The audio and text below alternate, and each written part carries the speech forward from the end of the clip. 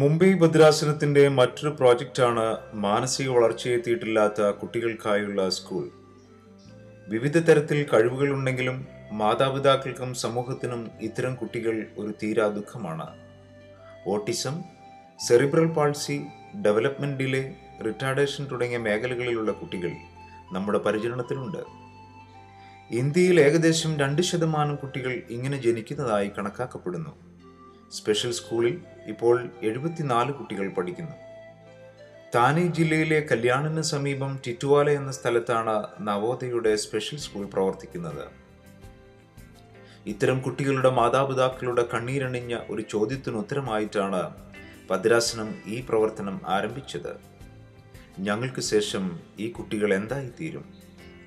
ഭദ്രാസനത്തിന്റെ ഉത്തരമാവട്ടെ, ഈ കുട്ടികളിൽ കുറച്ചു പേർക്കെങ്കിലും ജീവിതാന്ത്യം വരെ തണൽ നൽകുന്ന ഒരു പുനരധിവാസ കേന്ദ്രം ആരംഭിക്കുക എന്നതായിരുന്നു. ഇപ്പോൾ വൊക്കേഷണൽ ട്രെയിനിങ് ഉൾപ്പെടുത്തിക്കൊണ്ട് ആവും വിധം ഉൽപാദനം, വിപണനം, പുനരധിവാസം എന്ന ലക്ഷ്യത്തോടുകൂടെ ഒരു റെസിഡൻഷ്യൽ പ്രോഗ്രാം ആരംഭിക്കുകയാണ്. ആരംഭത്തിൽ 50 കുട്ടികൾക്ക് താമസിക്കാവുന്ന ഒരു സംവിധാനമാണ് ആലോചനയിലുള്ളത്. സാമ്പത്തികമായി പിന്നോക്കം നിൽക്കുന്ന പട്ടണങ്ങളിലെ ദരിദ്രരാണ് ഇതിന്റെ ഗുണഭോക്താക്കളേറെയും. നിരാലംബരായ ഈ കുഞ്ഞുങ്ങൾക്ക് താങ്ങും തണലുമായി നിൽക്കേണ്ടത് ഇനി ഭദ്രാസനത്തിന്റെ ചുമതലയാണ്.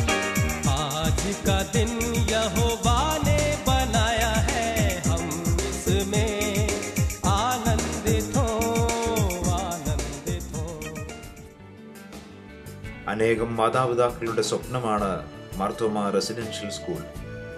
2013 ISO സർട്ടിഫിക്കറ്റ് ലഭിച്ച ഈ സ്കൂൾ 2015 മഹാരാഷ്ട്ര ഗവൺമെന്റിൽ നിന്നും A ഗ്രേഡ് സർട്ടിഫിക്കറ്റ് നേടുകയും ഇന്ന് താനെ ജില്ലയിൽ ഒരു അഭിമാന സ്ഥാപനമായി നിലകൊള്ളുകയും ചെയ്യുന്നു.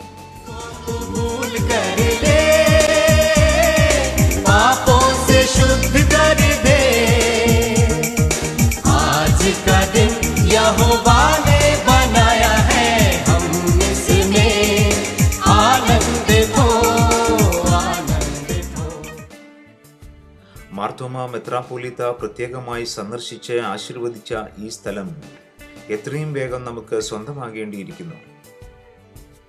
പ്രകാശപ്പെട്ടതായി തീരുവാന്തക്കോണം നിന്റെ കൃപ ഞങ്ങളോടുകൂടി ഇരിക്കണമേ, അനുഗ്രഹിക്കണമേ, ആശീർവദിക്കണമേ, യേശു നാമത്തിൽ തന്നെ ആമേൻ.